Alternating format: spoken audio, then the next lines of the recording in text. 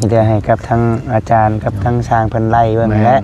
ก็สมมาพระควรเนาะตั้งช่วยกันคือว่าแหละตั้งซอยแต่ว่าอาจารย์สิบ่แม่นว่าอาจารย์เป็นผู้สร้างเฮ็ดได้บ่แม่นอันนี้อาจารย์ใส่ลูกศิษย์แล้วว่าจะถามลูกศิษย์ก็เพิ่นว่าเขาน้อยต้องไล่ก่อนจะสิฮู้นะและทางเฮาก็จะรอท่าทางลูกศิษย์เพิ่นไล่สั่งเพิ่นแล้วจังเสนอทางเบาจิตต่อแต่ว่าเป้าหมายของเฮานี่สิเฮ็ดเฮือนอยู่ในขนาดไรบ่อาจารย์ขนาดนา5คูณแปลว่าทางนี้ก็เป็น5ทางนั้นก็เป็น4เมตรกับ50ตัวนี้หัน5เมตรเป๊ะ4เมตร50คูณ5เมตรเนาะแม่นสิบอกชื่อลูกชื่อหลานอยู่ทางต่างประเทศเด้อเพิ่นน่ะชื่อเอ้ยวิแน่เอ้ยไรแน่เอ้ยบานแน่แล้วก็เอ้ยน้องแล้วก็ครูบาเพิ่นครูบาเดือนเพิ่นอยู่วัดสุนันทาอาจารย์เคยไปบ่แม่อาจารย์สุนันทาแม่นอาจารย์อ้าวแม่ตู้จับเอาเด้อเงินลูกเงินหลานแล้วก็มอบให้กับทางอาจารย์เพิ่นเด้อส่งต่ออวยพรเพิ่นก่อนอวยพรก่อนบ่อวยพรเอาอวยพรเพิ่นผู้อันนั้นเด้สะพานบุญแต่ว่าผู้ค้าฮับแล้วเงินลูกหลานผากมาชุบยุกแม่เฒ่านี่แล้วแม่เฒ่าก็สิได้มอบคืนให้ทางอาจารย์เพิ่นค่าไม้ค่าตอกค่าไม้ค่าตอกเพิ่นเราก็บ่เป็นเด้โอเคอันนี้ก็อาจารย์เนาะอาจารย์เป็นผู้คนขวาทางนี้เป็นสะพานบุญให้อีกตื้มเนาะที่ว่าคนขวาไม้ตอกนี่แหละอาจารย์ก็ให้สร้างเพิ่นอีกเนาะ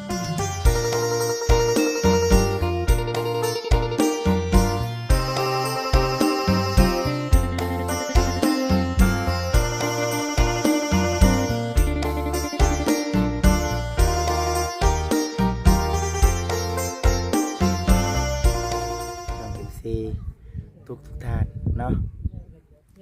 กับทักทายสบายดีเด้อพี่น้องเด้อสบายดีสวัสดี FC เบิดสุขุสุคนพ่อกับบ่จิตคือเก่าเส้นเดิมเส้นเคยพี่น้องเอ้ยโตเสียงบัดแห้งนักเข่าพี่น้องเนาะกับขอโทษขออภัย FC หลายๆอากาศเปลี่ยนพี่น้องเนาะอากาศเปลี่ยนร่างกายคนเฮาก็เปลี่ยนนำเนาะปรับตัวนำบ่ทันพี่น้องเอ้ยเนาะกระทรวงไข่คือว่าแน่แหละ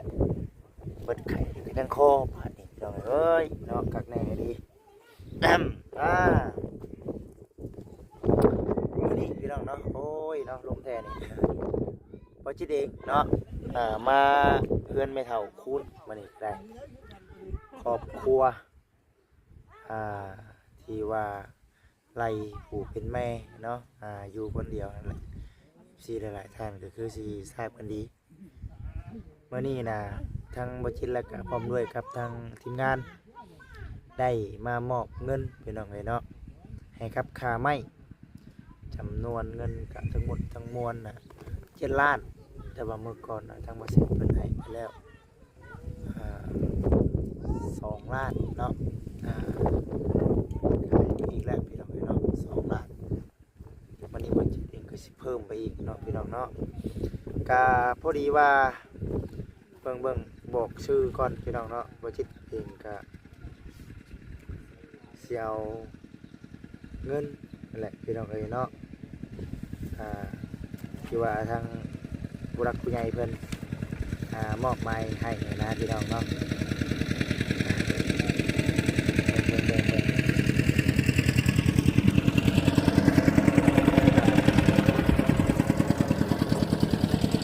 ที่ทยอยให้พี่น้องเนาะมีเอ้ย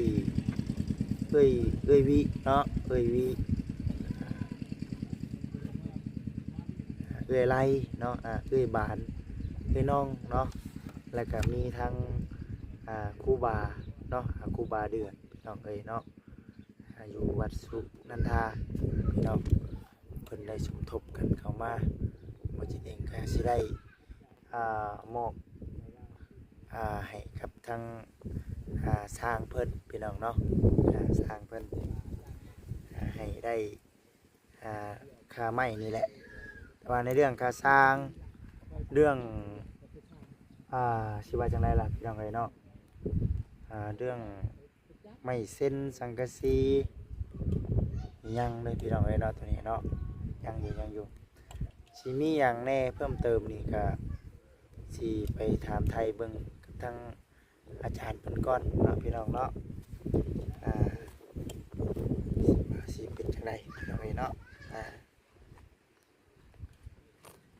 เอาไว้ก่อนว้ายเสียงอะไรพี่น้องเอ้ยเนาะ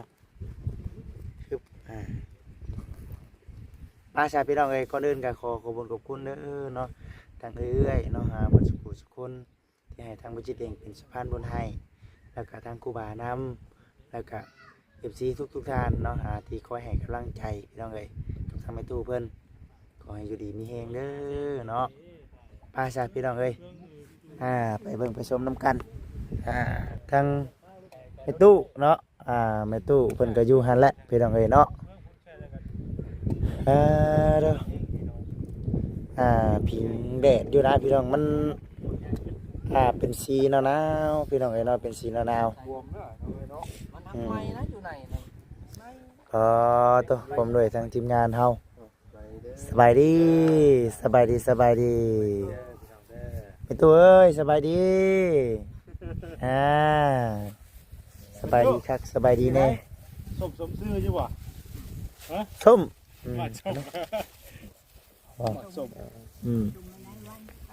หวานคือกันนะหวานคือกันเนาะมะขามเจ้ากับเบิดคือกันเอาได้สำนีเนาะได้เลยเนาะเอามาเซ็นมาอยู่ทั้งนี้ใครมาเซ็นเอาอยู่บนกล้องโอเคนั่งขี่จะมาเชียร์ก้อนพี่น้องเลยเนาะไม่ต้องสบายดีลมแท้ดีเนาะพอหนาวเดีเนาะหนาวพอดีอุ่นเท่านี้พอดีอุ่นเนาะที่เขาเป็นยังจุ๊ที่หมูอาจารย์น้ำมาให้พ่อแม่พี่น้องทุกท่านวันที่เกี่ยวกับเสียงไงเนาะวันนี้ก็คือว่าอันไหนเนาะนี่แหละแล้วก็ป่าพี่อาจารย์มันปีมาเอาผลไปกินอยู่ในเฮือนเลยแซ่บบ่เดือน3ขัดปัญญาเนาะปลาเผามาจากในเมืองเลยเ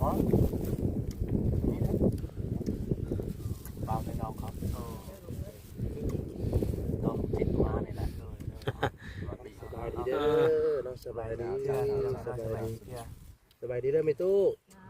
นี่ดีดอเนาะอันนี้เนาะสัญญาณนี่เนาะผมมีสัญญาณนะอยู่ที่ไหนยืนเสาไฟสัญญาณเข้ามาได้หรอป้าพี่น้องเลยไม่ธรรมดาฝากเลยนี่ของตู้เด้อเอานี่ทั้งหมดที่เด้ออันนี้ให้บ่จิตเอายันเราบังคับเก็บคอได้พี่น้องเลยเนาะอันนี้ของเจ้าตัวนี้ลมใช่ไหมเนาะเสียงให้บ่จิตเลยกระบาดใช่ไหมจังบ่ใช่เสียงบ่ได้ได้เปอร์เซ็นต์นี่เนาะย่องหนึ่งนี่ยุ่มย่องหนึ่งนี่ย่องเลยขอบใจเด้อขอบใจเด้อโอเคเอานายโยจะใส่ไปตู้ตู้มาตู้เด้อขออนุญาตได้ตู้ขออนุญาตเด้อได้แหละจำนี่โอเคเนาะคักปานนี้บ่หลังก็ได้แล้วบ้าปานนี้เนาะธรรมดาก็ได้ปานนี้เนาะมือไม้เยอะกว่าเนาะบ่เคยใช้ไม้จักเทื่อตั้งแต่เฮ็ด YouTube มา4 ปีตั้งแต่เกิดเป็น YouTube ติตั้งแต่เกิดเป็น YouTube บ่เคยใช้ไม้บ่ก็ยังมาใช้เสียงลายได้เสียงเข็มนะจะมาใช้เสียงหลังคนจังอาจารย์เนาะบ่ได้ก็ยังคือถามคุณได้บ่ยังบ่ยัง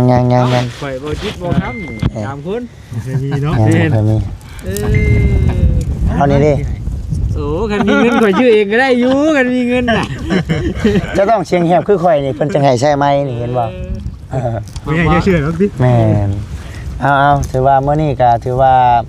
มาอัปเดตเบิ่งเรื่องไม้เรื่องตอกพี่น้องเลยเนาะ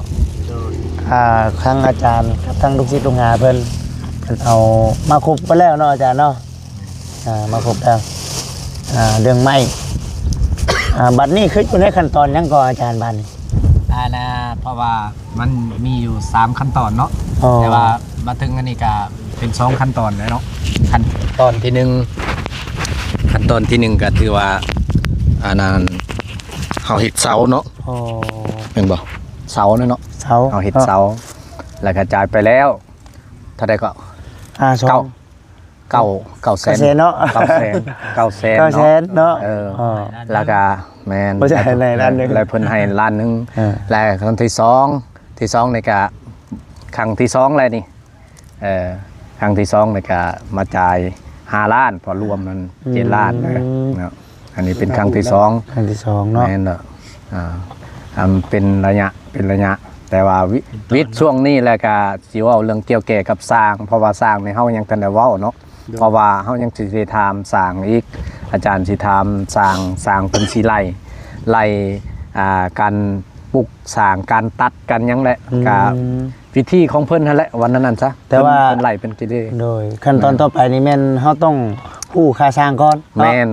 ต้องได้ฮู้ค่าสร้าง ตอนนี้ยังบ่จักบ่อาจารย์ ยังนำบ่จักเพราะว่าเพิ่นสิไล่เป็นกะเล่เด้เฮ็ดคือกันกับเฮาโบกเคลื่อนนั่นแหละ โอ้ โบกเคลื่อนแหละเพิ่นไล่ว่ากะเล่เท่าใดนะเม็ดละเท่าใดนะแต่เฮือนเฮามันสิตกจากเม็ดก็สิเว้าตามตัวนั้นนะถ้าว่าประมาณเอาประเมินเอานี่จะประเมินบ่ได้เนาะเทื่อบางทีก็ประเมินเกินก็มันจะน่ะเพราะว่าโอ้มันคือว่าเกินโพดนะแต่ว่าพวกสร้างเขาก็สิฮู้ระหว่างสร้างต่อสร้างเขาจะว่าโอ้ยแพงพุ่นดอกอันนี้นะมันเกินพุ่นเด้คันว่าลุดปัดมันเชียร์ทางนี้เชียร์ทางสร้างสมมุติว่าเฮ็ดก็ไปแล้วมันจะได้ลงทุนได้สร้างนี่ลงทุนได้เพราะแม่นมันต้องได้ลงทุนมันเป็นอันนั้นลงทุนยังนับแต่ตัดนี่แหละตัดนี่มันได้ใส่ซื้อน้ำมันเด้20ปลายเด้น้ำมันนี่ก็ตกอยู่20ไปกว่าลิตรพุ่นแหละน้ำมันตัดนี่มันต้องได้ใส่แม่นอันนี้ก็ยังเบิ่งตก4ล้านปลายเลยหมดเลยเฉพาะน้ำมันเด้นะตัดเห็นบ่อาจารย์ชงให้เจ้าฮะอาจารย์จากใส่ติ่งอันเด้ซอยมันเป็นอันนั้นจัดที่เราไงเนาะ เข็นเฮาเนาะนี่จะให้กับทั้งอาจารย์กับทั้งช้างเพิ่นไล่เบิ่งแหละสมมาพระควรเนาะตั้งช่วยกันคือว่าแหละตั้งซอยแต่ว่าอาจารย์สิบ่แม่นว่าอาจารย์เป็นผู้สร้างเฮ็ดได้บ่แม่นอันนี้อาจารย์ใส่ลูกศิษย์แล้วว่าจะถามลูกศิษย์ก็เพิ่นว่าเขาน้อยต้องไล่ก่อนจะสิฮู้นะและทางเฮาก็สิรอท่าทางลูกศิษย์เพิ่นไล่สั่งเพิ่นแล้วจังเสนอทางเบาจิตต่อแต่ว่าเป้าหมายของเฮานี่สิเฮ็ดเฮือนอยู่ในขนาดไรบ่อาจารย์ขนาดนา5คูณแปลว่าทางนี้ก็เป็น5ทางนั้นก็เป็น4เมตรกับ50ตัวนี้หัน5เมตรเป๊ะ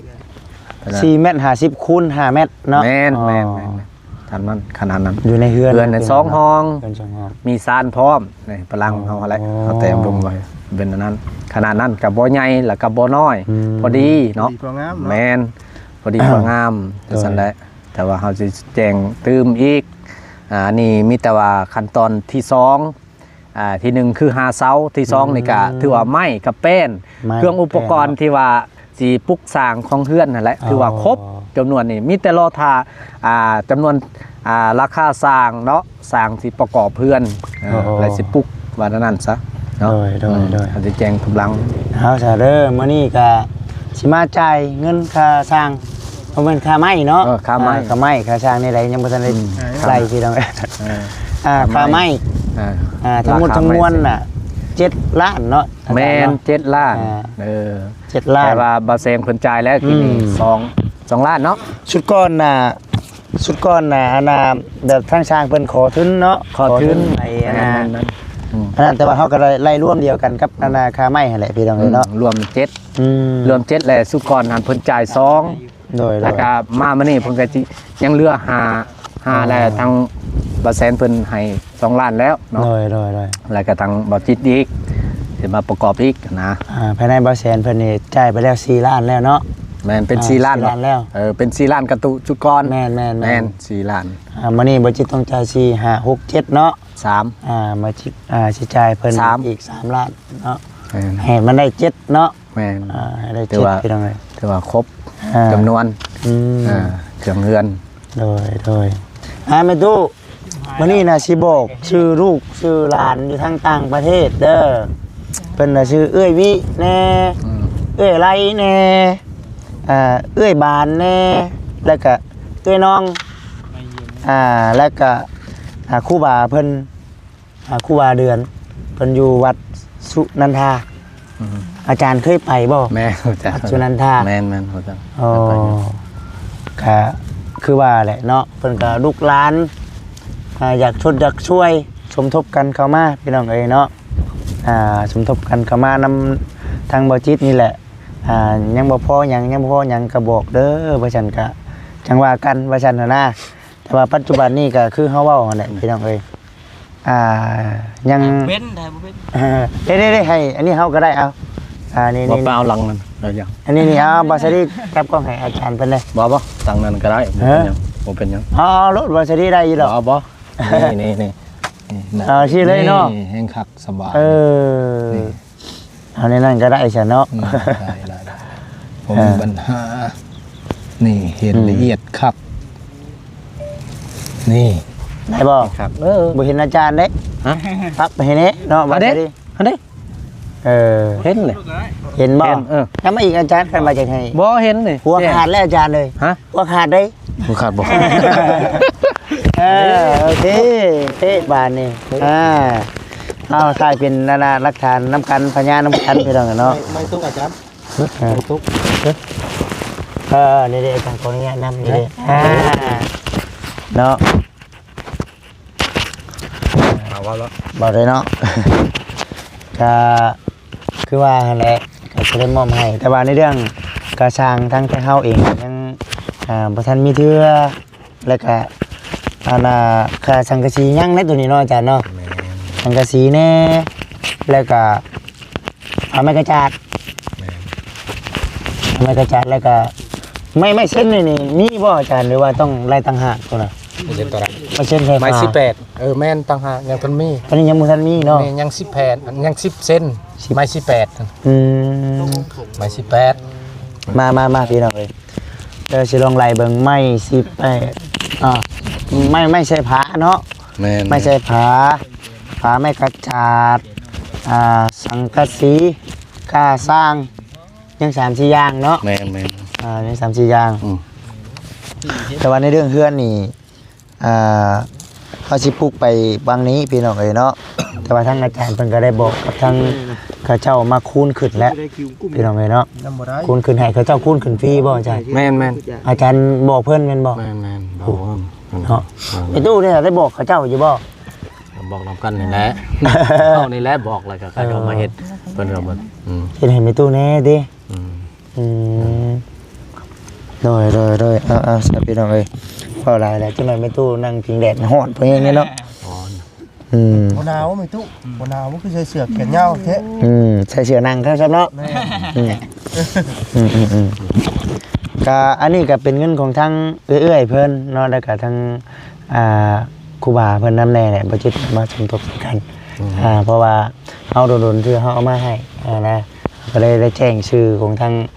ครูเพิ่นช่วยเหลือก่อนว่าซั่นนะอยู่ในนี้น่ะจำนวน3 ล้านกิเนาะได้มอบให้ครับทางอาจารย์ได้มอบให้ครับทางลูกศิษย์ลูกหาทางไม้คาตอกเนาะ ผู้ที่สร้างเพิ่นเฮ็ดไม้อาจารย์ก็เป็นสะพานบุญให้ทางเบาจิตเพิ่นคว้านำกันนะ ส่งโตให้ค่ะไม้เนาะ แม่นเพิ่นเป็นผู้คว้าเฮาก็เป็นกองฟ้านี่เนาะ อ้าวแม่ตู้จับเอาเด้อเงินลูกเงินหลาน แล้วก็มอบให้ครับทางอาจารย์เพิ่นเด้อส่งต่อ อวยพรเพิ่นก่อน อวยพรก่อนบ่ อวยพรอวยพรเพิ่นผู้อันนั้นเด้สะพานบุญ แต่ว่าผู้ค้าฮับแล้วเงินให้ลูกหลานผากมาชุบยุ่งแม่เฒ่านี่แล้วอะไรแม่เฒ่าก็สิได้มอบคืนให้ทางอาจารย์ ค่าไม้ค่าตอก ค่าไม้ค่าตอกเพิ่น เพิ่นผู้คนคว้าไม้ให้ คนคว้าไม้ให้ แล้วอวยพรนั้น FC เพิ่นผู้ได้ศรัทธา มี เพิ่น ให้เด้อลูกหลานเด้อ อยู่ดีมีแห้ง สิเฮ็ดเฮือนให้แม่ตู้ เฮ็ดเฮือนให้แม่ตู้อยู่นี่สาธุขอให้มีบุญกุศลอันมากเด้อลูกเอ้ย แล้วก็ทีมงานเบาจิต พร้อมทีมงานนี่แล้วเราก็บ่เป็นได้ โอเค อันนี้ก็อาจารย์เนาะอาจารย์เป็นผู้ คนขวาทางนี้เป็นสะพานบุญให้อีกตื้มเนาะที่ว่าคนขวาไม่ตอกนี่แหละอาจารย์ก็ให้สร้างเพิ่นอีกเนาะแต่ว่ามาพี่เด้อสร้าง นับเบิ่งก่อนเด้อนับเบิ่งก่อน นับ ยัน ก่อนเนาะ ยันแบบว่ายันลงทั้งเทืองที่เขาบ่สร้าง ยันบ่จิตดึงออก แม่น เรือลงผิด จะ จับ กับ แม่ บ่จิตถอดก็จะพยายาม แม่นับให้เห็นตอนนี้เนาะ สอง ก็คือเขาว่าหั่นแหละ 3 4 5 6 7 8 9 10 แม่ โอเคเนาะยันไปคือห้านคำดอกว่าเนาะออกไปห้านเขาเปลี่ยนไปโลดว่าซั่น เอา1 ล้านเนาะจะเป็นไงเนาะตัวนี้1 2 3 4 5 6 7 8 9 10 เฮ้ยกันใจมามับเนาะกันใจมามับยังเนาะยังอยู่นี่เนาะ นี่นะ บาทหนึงนะนี่ อย่างบ้านหนึ่งเนาะ1 2 3 4 5 6 7 8 9 10ถือว่า ครบพอดีเนาะ ครบจำนวน ครบจำนวนพอดี อาจารย์ก็สิให้ทางสร้างเพิ่นเนาะลูกศิษย์ต้องหาเพิ่นที่ว่าเฮ็ดนั้นเนาะจะเป็นสะพานบุญให้คนความไม่ให้มีตู้นี้ รวมแล้วเป็น7 ล้านเนาะ รวมแล้วเป็น7 ล้านเนาะค่าไม้ที่ว่าเครื่องเฮือนเพราะฉะนั้นยังแต่ปลุกสร้างบัดนี้ประกอบแต่ว่าสร้างยังธนาธรรมเนาะตัวนี้เนาะว่าค่าสร้างเพิ่นสิปลุกสร้างเฮือนนี่เท่าไร คือสิยังหลายอยู่ มีแต่ว่ารอท่าก็ยังหลายอยู่ แต่ว่าก็บ่หลายมีแต่ชุดนี้แหละหมดเลยนะ ตอนนี้มันเบิดป่านนี้เนาะ แม่น มีแต่ค่าสร้างครับ มีแต่ค่าสร้างแล้วก็จบเลยค่าสร้างอันเฮ็ดเฮือนนี่จบเลยจะมีหยัง สังกะสีนี่แหละยัง สังกะสีหันมีแต่ว่าเครื่อง ว่าเครื่องมาให้แล้ว คูเนาะ ตะปูกับสังกะสีมาเท่านั้นแหละ ตะปูสังกะสี กับไม้ โอ้ย ไม้ 3-4อย่าง 10 เซนเด้ไม้18นั่นนะก็บ่ถือว่าไม้10 เซนก็ถือว่า แม่อยู่ในของอาจารย์ในขั้นตอนน่ะคือค่าสร้างน่ะจบ แม่น แต่ว่าของทางคณะทีมงานนี่ยังหลายอยู่แม่นแต่ตัวนี้เนี่ยยังบ่ทันแล้วพี่น้องเอ้ยเนาะยัง3-4อย่างบ่ได้ทางทีมงานเฮาต้องได้รายงานให้กับ FC ได้เบิ่งเนาะเอามาจะใช้ตู้บัดนี้ยังหลายครับ อันนี้ก็อาจารย์ก็มอบให้สร้างเด้ออันนี้อาจารย์มอบให้สร้างมาสร้าง มาสร้างมาเด้อ มาพี่ เอ้า ว้าว ว้าย เอ้าสร้างเลยโอ้ย ช่างจับ มาครับมีแล้วเด้อนี่อาจารย์สิให้สร้างเด้อนี่เด้อ แต่ว่าอาจารย์ก็บ่ได้เว้า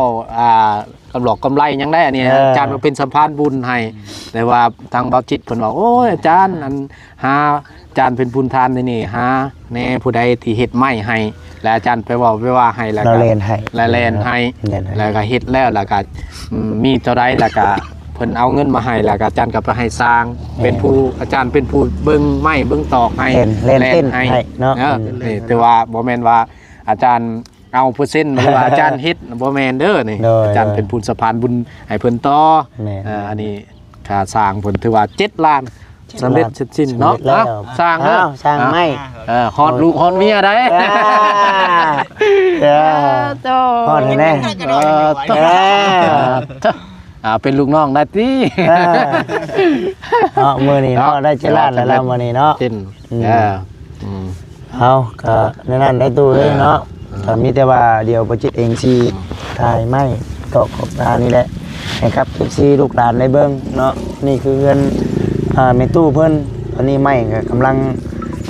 เอามาแล้วอยู่บนพุ่นก็ยังมีอยู่ยังบ่ทันได้มาเบิดพี่น้องเอ้ยเนาะแต่ว่าก็มีแต่ว่าในเรื่องทั้งอาจารย์กับทั้งลูกศิษย์เพิ่นนี่ขั้นตอนสุดท้ายคือในเรื่องรอถ่าคำตอบจากทางใจเฮาพี่น้องเอ้ยเนาะมีงบแล้วผู้จักค่าช่างแล้วเด้อเฮาบอกว่าโอเคตกลงก็คือทางอาจารย์บอกทางลูกศิษย์เลยเนาะอาจารย์เนาะ แม่น คือช่างนี่พร้อมตลอดเลยเนาะ แม่นอาจารย์ก็รอ รอจังหวะจากลูกศิษย์ ม ว่าเท่าใด โอเคมีแต่ว่าจังไรก็คือว่าพี่น้องเนาะทั้งทีมงานเฮาก็สิแจ้งให้กับพ่อแม่พี่น้อง FC ได้ฮู้นั่นแหละว่าค่าสร้างเท่าไรแล้วก็บ่พออย่างแน่ก็คือดังที่เฮาบอก FC นั่นแหละหลักๆเลยก็ค่าสร้างแล้วก็อุปกรณ์ต่างๆยังบ่ทันเพียงพอพี่น้องเนาะมีแต่ว่าเดี๋ยวให้คุยกับทางทีมงานเฮาก่อนนะเดี๋ยวสิพา FC เบิ่งไม่เบิ่งตอกก่อนเด้อพี่น้องเด้อมาทางอาจารย์เด้อปึ๊บยิงไม่บ่แสนเพิ่นดอกว่าเพิ่นใช้ไป2-3ชุดแล้วเนาะบ่จิตยังอันนี้อยู่โอเคมีแต่เบิ่ง โดยพี่น้องเอ้ยคือสีนั่นนี่แหละโอ้ไม่เพิ่นได้พี่น้องเอ้ยเนาะอ๋อดูคักแน่บาดนี้คักแน่แล้วพี่น้องเอ้ยอ๋อดูไม่อันนี้ยังบ่ได้เบิดพี่น้องเนาะอันนี้ยังบ่ทันเบิดเพราะว่าทั้งนั้นยำผ้าสนั่นอะไรทั้งนั้นนี่คือเสาพี่น้องเอ้ยเนาะ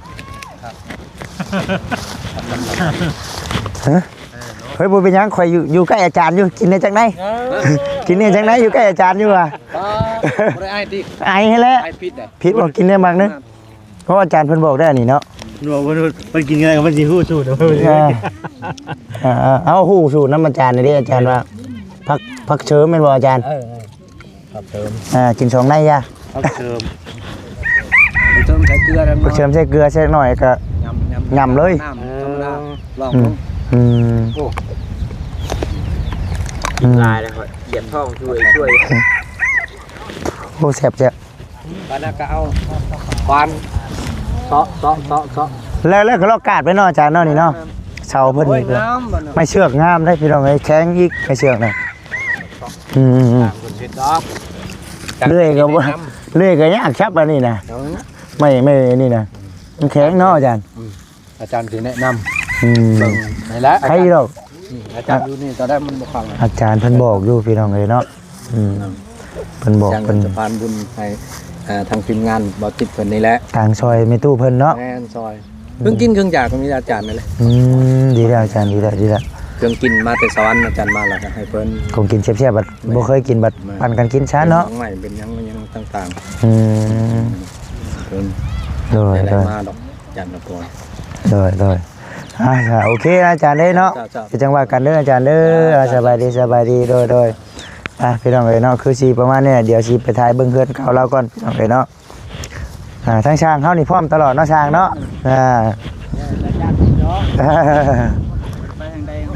โดยโอเคพี่น้องเอ้ยเนาะนี่เด้เฮือนเราลมพัดลมเพแล้วพี่น้องเอ้ยเนาะไปชั้นสำหรับคลิปนี้ก็ได้ลมแท้นี่พี่น้องเอ้ยเนาะนั่งเอาก็ได้พี่น้องเอ้ยเนาะใครหรอกมีไม้น้ำบ่แสนเพิ่นอยู่พี่น้องเอ้ยกันบ่มีไม้เนี่ยโอ้อุกกังใจพี่น้องเวลาลมพัดเลยเนี่ยนี่แหละคือมันยังเป็นอุปสรรคในการถ่ายคลิปอยู่ว่าจริงนะมันชื่อ3 ล้าน4 ล้านบอกประมาณนี้แหละมันชื่อเนี่ยเอาแบบบ่มีเงินเนาะชื่อจำหน้ารุ่นหลังจำหลังรุ่นหน้าอยู่พี่น้องเอ้ยเนาะต้องได้ยืมของหมู่ก่อนครับเวลาเสียงเป็นแบบนี้แหละเขาบอกหลังบ่ได้เนาะไปซั่นพี่น้องเอ้ยมีแต่ว่าคนอื่นก็ทำบ่จิตเองก็ขอกราบขอบคุณเนาะทางเอื้อยเนาะเอื้อยบัดทุกคนนั่นแหละเงินก็ยังบ่ได้เบิดหรอกนำบ่จิตนะมันอยู่ในจำนวนนึงแต่ว่าคันสิเก็บไว้ค่าสร้างคันสิไว้ซื้ออุปกรณ์ต่างๆก็อาจจะยังบ่ทันได้พอเนาะมีแต่ว่าเบิ่งไปนำกันเนาะแต่ว่าสิ่งที่สำคัญที่สุดเนาะทางบ่จิตเองก็ขอกราบขอบคุณทางเอื้อยเนาะหลายๆที่มีน้ำจิตน้ำใจเนาะเพื่อแพ่อยากช่วยเหลือคนทุกข์ยากเนาะให้วิทุกข์วิญญาณบั้นปลายชีวิตของคนเฒ่าเป็นแบบนี้ก็โอ้ดีได้พี่น้องดีหลายเนาะดีหลายที่มีลูกหลานมาซอยเราก็เลยแล้วก็ทั้งครูบาครูบาเดือนเพิ่นก็เสร็จหาทางบ่จิตอยู่หากว่า มีโอกาสลงไปทางสวรรค์ว่าซั่นก็เอามาเอานี่เด้อจะหมอแห่งกระโปะ ถ้วยบวงถ้วยซ้ำมีว่าซั่นต้องได้นัดก่อนได้ว่าซั่นไปอยู่หากบ่ค่อยมีโอกาสได้แวะพี่น้องเนาะกับวัดสุนันทานี่บ่ชิดก็บ่เคยได้ไปเทื่อมีแต่ว่ามีโอกาสบุญวาสนาฮอดสิได้เข้าไปหาพี่น้องเนาะเอามีแต่ว่าขอขอบคุญขอบคุณเด้อเนาะผู้รักผู้ใหญ่เนาะผู้ใจบุญที่เพื่อแผ่ทางตู้เพิ่นนี่แหละขอให้อยู่ดีมีแห้งเด้อเนาะผมเจ็บได้ความไข่อย่ามีปรารถนาสิ่งใดได้ดังใจปรารถนาเนาะคิดเงินขอได้เงินคิดคำขอได้คำเด้อเนาะพี่น้องไอ้ซาเด้อซาเด้อบ่ยากเด้พี่น้องเอ้ยบ่จินเนาะสำหรับคลิปนี้ FC ขออยู่ดีมีแห้งเด้อเนาะขอกล่าวคำว่าสบายดีพี่น้องเอ้ยโดย